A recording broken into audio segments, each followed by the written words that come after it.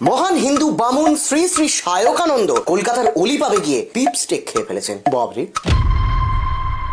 হ্যাঁ অবশ্যই ভুল, উনি মাটন স্টেক অর্ডার করেছিলেন, ওনাকে বিফ স্টেক দেওয়া হয়েছে। এখন একটা রেস্টুরেন্টের মধ্যে শয়ে শয়ে খাবার সার্ভ হয়, সেখানে একটা টেবিলের প্লেট আরেকটা টেবিলে যেতে পারে। আমরাই একটা রেস্টুরেন্টে গিয়ে চিকেন দো পেঁয়াজা অর্ডার করেছিলাম, সেখানে আমাদের পনির দো পেঁয়াজা সার্ভ করা হয়েছিল। ওয়েটারকে ডেকে বলায় ওয়েটার আমাদের হাতে পায়ে ধরার মতো উপক্রম করে। সে বলেছিল যে ম্যানেজারকে ডেকে এই কথাটা বলবেন না, তাহলে কিন্তু আমার চাকরি চলে যাবে। তো একটি রেস্টুরেন্টে একটি ওয়েটারের উপর কোম্পানির পক্ষ থেকে কি পরিমাণ প্রেশার থাকে সায়কানন্দজি, সেটা কি আপনি জানেন? আপনার এই যে ফোন এইরকম করার যে জীবনটা না, তার বাইরেও একটা বড় জীবন আছে। সেই সম্বন্ধে কি আপনার কোনো ধারণা আছে? বাই দ্য ওয়ে, আপনি তো কলকাতাবাসী, কলকাতায় থেকে অলিপাবের সম্বন্ধে আপনার কোনো ধারণা ছিল না? যে রেস্টুরেন্ট বিফের প্রিপারেশন বিক্রি করে সেই রেস্টুরেন্টে আপনি খেতে গেলেন কেন? আপনি অন্য যে কোনো রেস্টুরেন্টে যেতে পারতেন, ভেজ রেস্টুরেন্টে যেতে পারতেন। এই হিন্দু ধর্মে কিন্তু ছোঁয়াছুঁই ঠেকাঠেকির একটা প্রচন্ড সংস্কার আছে। যে কড়াইতে মাটন রান্না হয় সেই কড়াইতেই হয়তো বিফ রান্না হয়, এগুলো আপনি জানেন না? আচ্ছা, বিফ স্টেকটা যখন আপনার টেবিলে দিয়ে গেল, তখন আপনি চোখে দেখে মনে হয়নি যে খাবারটা আপনার অচেনা? আচ্ছা ঠিক আছে, আপনি চোখে বুঝতে পারেননি, মুখে দেওয়ার পরেও আপনি বুঝতে পারেননি যে খাবারটা আপনি কখনো জীবনে খাননি? আপনার টেস্ট বাড নেই, আপনার জিভ কি অসাড়? ও